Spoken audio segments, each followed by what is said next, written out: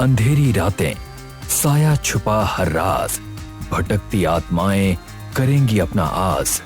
लाल गुलाब में घुला खून का रंग, मासूमियां गुम बचे सिर्फ संग। इश्क और डर का अनजान खेल, सन्नाटे में गूंजेगी रूहों की बेल।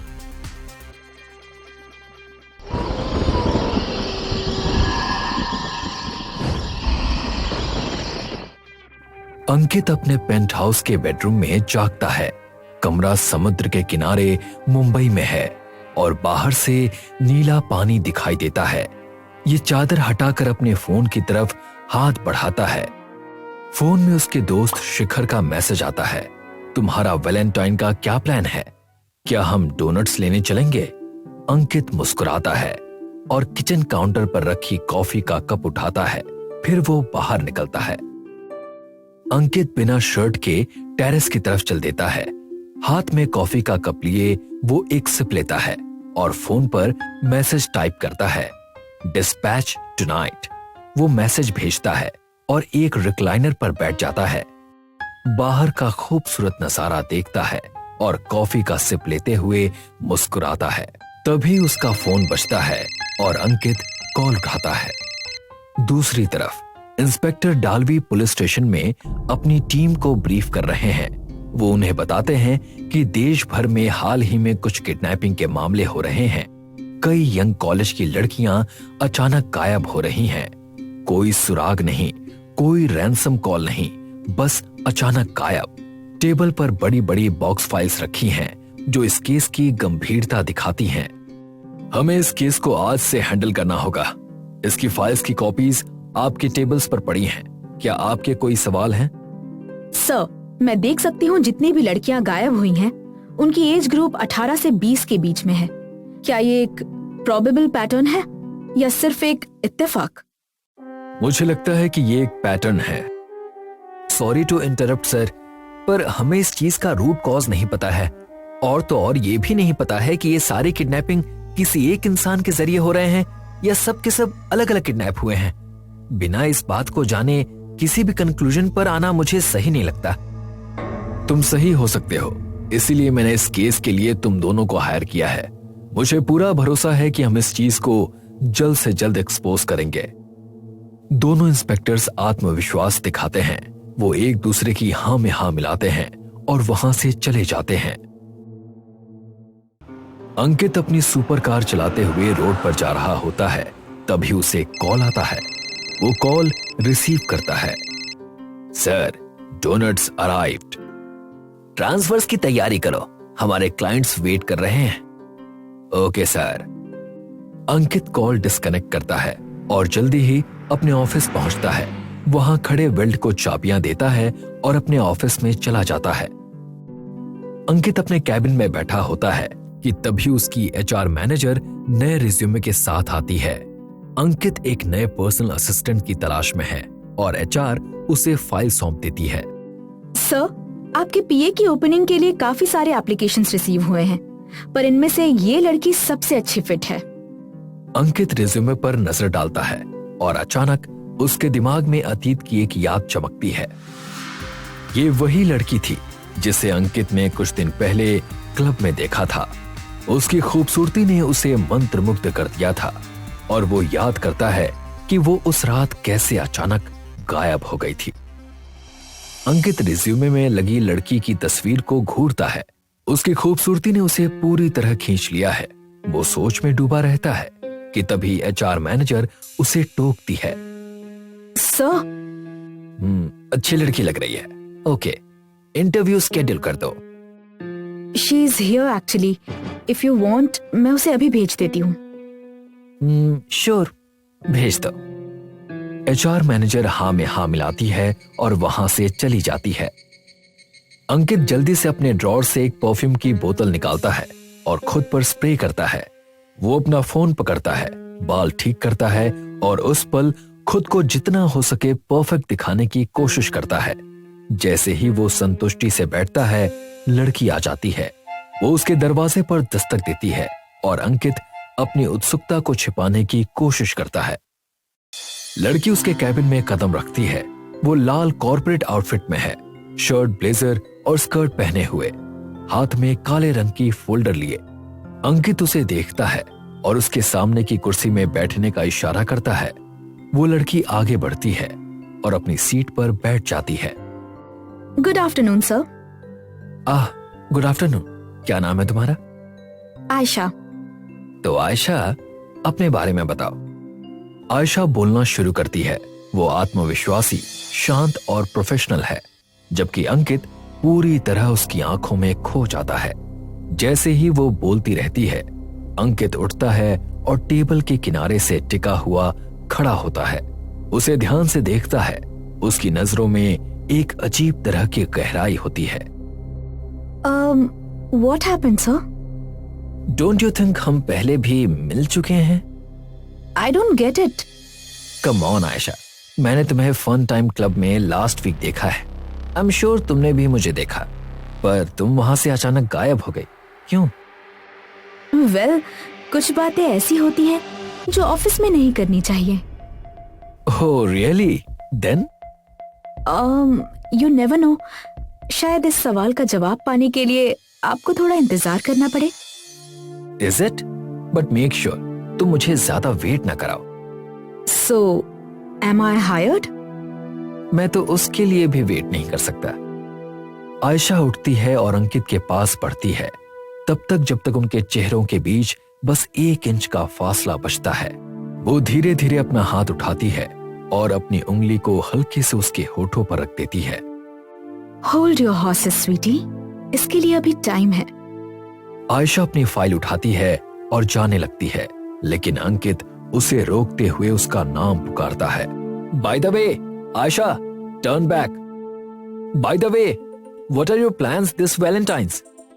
आयशा उसे एक हल्की मुस्कान देती है और चली जाती है। अंकित, जो उत्साह से भर गया है, शरारती मुस्कान के साथ अपने होंठ को काटता है। एक व्यस्त पोर्ट हार्बर दिखाई देता है। क्रेन्स भारी भरकम शिपिंग कंटेनर उठाते हैं और उन्हें कार्गो शिप पर लोड करते हैं। एक बूढ़ा आदमी, अरशद, जो बॉयलर सूट पहने हुए है, मुंह में सिगरेट लिए इस पूरे काम को देख रहा है। एक वर्कर उसके पास आता है। सर, माल लोड हो चुका है, शिप रिलीज कर दें। पता है बड़ों ने क्या बोला है? क्या सर? कि कस्टमर को माल चेक करने देना चाहिए। अगले ही पल अरशद जहाज पर चलता है और कंटेनर्स का निरीक्षण करता है। वो अपने आसपास नजर दौड़ाता है, ये सुनिश्चित करने के लिए कि सब कुछ ठीक है। बस एक कंटेनर के पास रुकता है जिस पर लिखा है एज 18। उसके चेहरे पर शरारती मुस्कान फैल जाती है और वो दरवाजा खोलने लगता है। वो ताला हटाता है और लैच खोलने ही वाला होता है कि अचानक उसे पीछे से किसी के गुजरने का एहसास होता है। तुरंत सावधान होकर अरशद पीछे हटता है और कंटेनर्स के बीच की संकरी गलियों में नजर दौड़ाता है। वो ढूंढता है लेकिन कुछ नहीं मिलता। जैसे ही वो मुड़ता है, वो ठिठक जाता है। एक भूतिया जवान लड़की वहां खड़ी है, सीधे उसकी आंखों में देख रही है और मुस्कुरा रही है। अरशद के शरीर में डर फैल जाता है। वो हिल नहीं पाता। लड़की एक चीख निकालती है और अचानक काला तरल उसके मुंह में चला जाता है।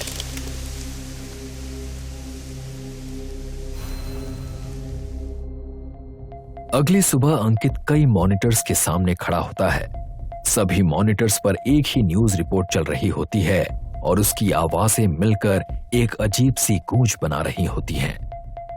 आज की सनसनीखेज खबर, डोनट वन से बरामद हुई एक मैनेजर की लाश। सारे स्क्रीन पर बस एक ही नाम दिखाई देता है, डोनट वन।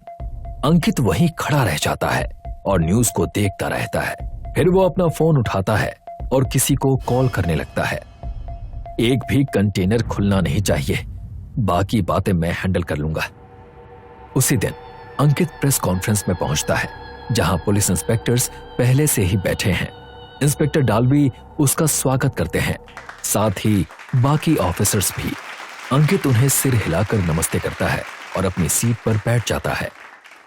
टेबल पर कई न्यूज माइक्रोफोन रखे हैं। स्टेज के सामने रिपोर्टर्स का एक पैनल कुर्सियों पर बैठा है, ध्यान से और इंतजार कर रहा है।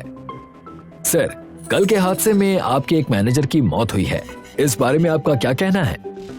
मुझे सुनकर दुख हुआ और मैं उसके परिवार के लिए जो मुआवजा हो सकेगा वो अरेंज करूंगा। क्या आप पैसे देकर उनके परिवार का मुंह बंद करना चाहते हैं? हमने काफी बार सुना है कि आपके शिप्स में सेफ्टी प्रोटोकॉल्स फॉलो नहीं किए जाते। This is nonsense. We are compiled with all the required safety systems. आपने किसी भी कंटेनर की इंस्पेक्शन होने नहीं दी। क्या इसका मतलब यह है कि शिप में आप कुछ ऐसा कर रहे हैं जो लोगों को नहीं पता होना चाहिए? इंस्पेक्टर डाल्वी झुकते हैं और इस बात को काटते हैं। मैं आपसे रिक्वेस्ट करता हूं कि आप अपने क्वेश्चंस ध्यान से पूछें। क्या ये सच है कि आपके घर हर दूसरे दिन एक एस्कॉर्ट सर्विस भेजी जाती है? अंकित गुस्से में मुड़ता है, फिर से सामने देखता है और माइक्रोफोन की तरफ झुक जाता है। No comments, the conference is adjourned. Ankit उठता है और गुस्से में बाहर चला जाता है, जबकि रिपोर्टर्स उसे रोकने की कोशिश करते हैं, फिर भी वो चला जाता है। Sir, sir, sir, sir. रात को अंकित अपने कैबिन में बैठा होता है और लैपटॉप पर काम करता है, लगातार टाइप करता रहता है। उसी समय आयशा आती है, हाथ में कई फाइल्स लिए। वो उन्हें टेबल पर रखती है और अंकित उसकी ओर देखता है। कितना काम करोगे सर? डोनट मन के केस की वजह से परेशान हो बस। Why don't you rest a little? Maybe with me? Really? आराम से तो दुश्मनी मेरी पुरानी है, पर अगर तुम चाहो तो कर सकता हूँ। आराम तो सबको चाहिए सर, बस मौका होना चाहिए। अंकित उठता है और आयशा की कमर के चारों ओर अपने हाथ लपेट लेता है। मौका भी है और दस्तूर भी। अब और कितना वेट करना होगा? वैलेंटाइंस ईव आ रहा है। Impress me, get me. मतलब इस बार वैलेंटाइंस की रात काफी लंबी होने वाली है। Do you think that? Try it. उनकी बातचीत पीछे चलती रहती है और रात अपने अंत को पहुंचती है। अगले दिन दोनों इंस्पेक्टर्स नए सबूतों के साथ लौटते हैं जो गायब होने वाली लड़कियों से जुड़े होते हैं। वो इसे डाल्वी के पास पेश करते हैं। वो हर एक सबूत को ध्यान से देखता है और जैसे ही वो उन्हें जांचता है, उसका चेहरा गंभीर हो जाता है और वो उनसे सवाल करने लगता है। तुमने सारे एविडेंस क्रॉस चेक किए? यस सर, ये सारे एविडेंस और डिटेल्स हमने चेक किए हैं। हमें हमारे सोर्सेस पर पूरा भरोसा है। She is right sir. जितनी भी लड़कियां गायब हुई हैं, उनमें कुछ चीजें कॉमन पाई गई हैं। जैसे? सारी ही लड़कियां किसी न किसी अंडर प्रिविलेज्ड फैमिली से आती हैं। इसके अलावा इन सब की एज सिर्फ 18 से 20 के बीच में है। और सबसे बड़ी बात, ये सारी ही लड़कियां अपाहिज हैं। What do you think? कौन हो सकता है इसके पीछे? सर, मैं नहीं जानती कि मैं ये कैसे कहूँ, पर हमारे सोर्सेस के हिसाब से इसके पीछे अंकित झा का हाथ है। What nonsense! सर, हम सब जानते हैं कि उनका रिकॉर्ड इस मामले में खराब है, पर इसका मतलब ये नहीं कि हम उस पर सीधे शक करें। Mind you, he is a powerful man. कोई भी एक्शन लेने से पहले हमारे पास ठोस सबूत होना बहुत जरूरी है। डोनट वन, उनकी कंपनी ओन्ड कार्गो शिप, जिसमें पिछले वीक ही उसके मैनेजर का मर्डर हुआ था। अरशद? करेक्ट। उसकी डेथ कैसे हुई किसी को नहीं पता। वॉच टावर कैमरा से पता चला कि उनमें से एक कंटेनर के लॉक्स उसने खोले थे, पर लॉक्स बिना लगाए वो वहां से कहीं चला गया। लॉग बुक रिकॉर्ड से पता चला कि स्ट्रिक्ट रेस्ट्रिक्शंस होने के बाद भी रातों रात एक कंटेनर को वहां से हटाया गया, और तो और अंकित ने उसका मर्डर केस भी बंद करवा दिया। सो यू मीन कि उन कंटेनर्स में लड़कियां थीं? I believe. I trust you both, but you need to slow down. Ankit को इंटेरोगेट करने से पहले हमें प्रोबेबल नहीं, फिक्स्ड एविडेंस की जरूरत है। डाल्वी उठते हैं और बिना कुछ कहे कमरे में चले जाते हैं। दोनों ऑफिसर्स एक दूसरे से नजर मिलाते हैं। अंकित पोर्ट हार्बर की रेलिंग के पास खड़ा होता है। कुछ ही पलों बाद एक जानी पहचानी परछाई उसके पास आती है और उसके बगल में खड़ी हो जाती है। क्या खबर है? You are in danger. What do you mean? अगले ही पल पता चलता है कि ये और कोई नहीं बल्कि डाल्वी है। कमाल करते हो साहब, ऐसे ही रूखे सूखे सवाल पूछेंगे। मुझे पता नहीं है क्या कि मेरी स्क्रीन चिट से आपको कितना फायदा होगा? कुछ छींटे हम पर भी तो उड़ा दीजिए। 10% ऑफ द प्रॉफिट, पर ध्यान रखना कल का दिन लगने से पहले ये शिप इस पोर्ट से बाहर होनी चाहिए।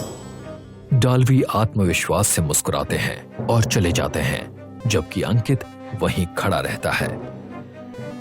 डाल्वी अपनी कार की तरफ बढ़ते हैं और उसमें बैठ जाते हैं। वो इग्निशन दबाते हैं, लेकिन इंजन स्टार्ट नहीं होता। वो कई बार कोशिश करते हैं, लेकिन फिर भी कार स्टार्ट नहीं होती। इसी समय अंकित तेजी से गाड़ी चला रहा होता है। चेहरे पर मुस्कान है। सामने वाली सीट पर एक गुलदस्ता रखा होता है।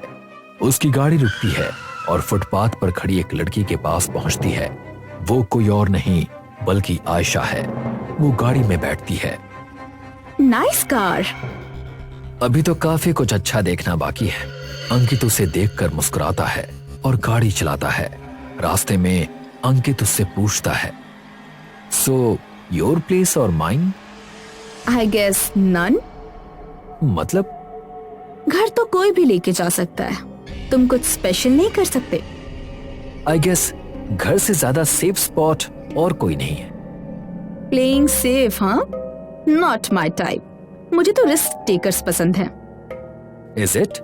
Late me excite you then. Ankit गाड़ी घुमाकर पोर्ट की तरफ चल देता है। अंकित पोर्ट पहुंचता है, जो अजीब और खौफनाक भरे सन्नाटे में डूबा हुआ लगता है। वो अपनी गाड़ी पार्क करता है, आयशा का हाथ पकड़ता है और उसे जहाज की तरफ ले जाता है। वातावरण में एक तनाव है, लेकिन उनके बीच हल्की सी खिलती हुई ऊर्जा महसूस होती है। जैसे ही वो जहाज पर कदम रखते हैं, आयशा अचानक उसका हाथ छोड़ देती है और दौड़ पड़ती है उसे पकड़ने के लिए चिढ़ाती हुई। अंकित हंसता हुआ उसका पीछा करता है और तेजी से दौड़ने की कोशिश करता है, लेकिन वो फिर से गायब हो जाती है, बिल्कुल पहले की तरह। वो धीरे हो जाता है और कंटेनर्स के अंधेरे गलियारों में नजर दौड़ाता है। उसे ढूंढने की कोशिश करता है। अचानक उसके पीछे किसी की हलचल होती है। सोचकर कि ये आयशा है, वो जल्दी मुड़ता है और उसका पीछा करता है, लेकिन वो ठिठक जाता है। वहां इंस्पेक्टर डाल्वी खड़े हैं। आयशा को गले से पकड़ रखा है और पिस्तौल की नोक उसके ऊपर है। What's wrong with you Dalvi? ये मेरे साथ है, छोड़ दो इसको। सर, ये आपके साथ नहीं है, ये आपको मारने आई है। क्या बकवास कर रहे हो? नीचे देखिए सर। अंकित नजर जमीन पर पड़े चाकू की ओर डालता है, फिर उसकी आंखें आयशा की ओर झुकती हैं, गुस्से से। कौन हो तुम? मैं वही एडिटर हूँ जिसने तेरे विमेन ट्रैफिकिंग के धंधे का आर्टिकल बनाया था, और तूने मुझे मरवाने की कोशिश की थी। फर्क सिर्फ इतना है, जो मरी वो मैं नहीं थी, वो मेरी जुड़वा बहन थी। तू चूक गया, पर मैं नहीं चूकूंगी। मैं अपना बदला लेकर रहूंगी। छोड़ मुझे, छोड़। अंकित धीरे से सिर हिलाता है और उसके चेहरे पर एक छोटी सी तनाव भरी मुस्कान झलकती है। आयशा डार्लिंग, तुमने मुझे एक्सपोज तो कर दिया, पर एक गलती तुमसे हो गई। मेरा धंधा विमेन ट्रैफिकिंग से बहुत ऊपर है। ये दोष तो फिर भी बहुत छोटा है। मेरा असली काम तो मॉर्फिन की सप्लाई है, और पता है अपाहिज लड़कियां ही क्यों? सिक्योरिटी चेक इन में उन्हें ले जाना आसान होता है, और फिर काम के बाद उन्हें फेंकने में जो मजा आता है उसका तो क्या बताऊं। आयशा उसकी ओर देखती है, उसकी आंखों में आंसू भर आते हैं। अचानक डाल्वी चाकू को अंकित की तरफ लात मारता है। ये लीजिए सर, खत्म कर दीजिए इसे। Sorry sweetheart, and wish you a happy Valentine's day. Ankit चाकू उठाने के लिए झुकता है। जैसे ही वो अपना सिर उठाता है, उसकी सांस रुक जाती है। उसकी रीढ़ में सिहरन दौड़ जाती है और उसकी आंखें डर से खुली रह जाती हैं। डाल्वी के पीछे भूतिया महिलाओं का एक समूह खड़ा है, सीधे अंकित की आंखों में देख रहा है।